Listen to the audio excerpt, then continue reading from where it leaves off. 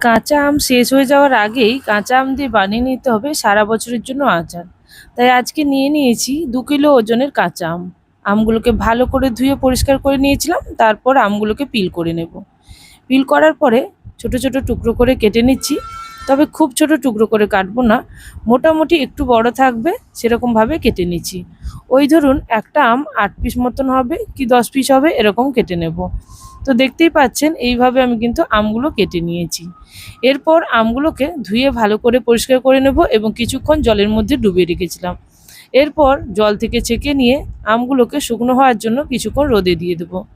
একটা থালার মধ্যে প্রথমে আমি দিয়েছিলাম, তারপরে আবারও আরেকটা থালার মধ্যে দিয়ে ভালো মতো শুকিয়ে নিয়েছি 3 ঘন্টা মতো। এরপর আমের আচার বানাবো। কড়াই বসিয়ে দিয়ে দিচ্ছি সর্ষের তেল। এরপর দিয়ে দিয়েছি শুকনো লঙ্কা এবং 5 ফোড়ন। 5 ফোড়ন এবং শুকনো লঙ্কাটা কিছুটা ভাজা হলে আমগুলো দিয়ে দেব। আমগুলো দিয়ে ওই মিনিট 2 টাইম ধরে আমগুলোকেও ভেজে নিতে হবে। যতক্ষণ না পর্যন্ত আমের গোল্ডেন কালার আসে ততক্ষণ পর্যন্ত ভেজে নেব।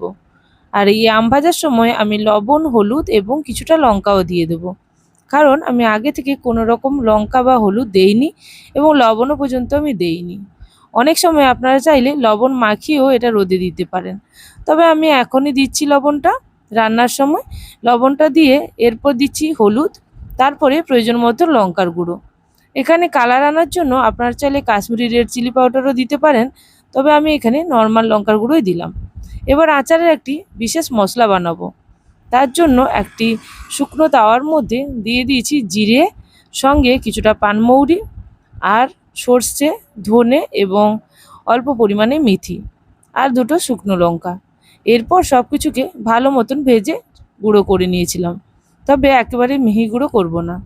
এরপর আমগুলো ভাজা হয়ে গেছে, আমটা অনেকটা সেদ্ধ হয়ে গেছে। এবার আমি চিনি দিয়ে দিলাম পরিমাণ মতো। এখানে আমি 500 গ্রাম মতো চিনি দিয়েছি, যেহেতু আমরা আমের টক ঝাল মিষ্টি বানাবো। আপনারা যদি এর থেকে বেশি মিষ্টি খেতে চান তাহলে আরও কিছুটা পরিমাণে মিষ্টি দিতে পারেন, তবে আমার মনে হয় এই পরিমাণটা যথেষ্ট। তবে আমের টক বুঝে আপনারা দেবেন। এখানে আমি আবারও অল্প পরিমাণে লবণ দিলাম। আমের লবণের পরিমাপটা ঠিকঠাক থাকা একেবারে জরুরি। এবার চিনিটা প্রথমে গলে যাবে, তারপর চিনিটা যতক্ষণ না পর্যন্ত এরকম কিছুটা টাইট পর্যায়ে আসে ততক্ষণ পর্যন্ত কিন্তু আমাকে রান্না করতে হবে। এবং রান্না হয়ে গেছে। এবার আচারটা কিন্তু দেখতেই পাচ্ছেন একেবারে কিন্তু জলজলে ভাব নেই, চিটালো বা আঠালো ভাব হয়ে গেছে। এরপর আমি ভেজে রাখা গুঁড়ো মশলাটা দিয়ে দিয়েছিলাম। তারপর ভালো মতো নাড়াচাড়া করে মিশিয়ে নিলেই টক ঝাল মিষ্টি আমের আচার আমাদের রেডি। ঠান্ডা করে বয়ামে ভরে রেখে দিতে পারবো সারা বছরের জন্য এবং ভাত, রুটি, পরোটার সঙ্গে